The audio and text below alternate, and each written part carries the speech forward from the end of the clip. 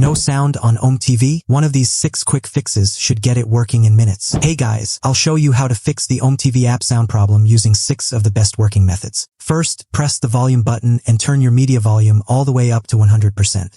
If your phone is on silent or do not disturb mode, turn those off. Then open OmeTV and check if the sound is working. Method 2. Allow microphone permission for OmeTV.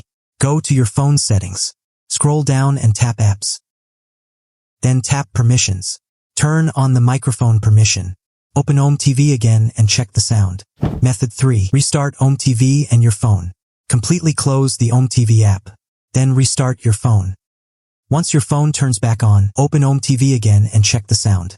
Method 4. Clear the app cache. Go to your phone settings. Tap Apps. Find and open OmeTV.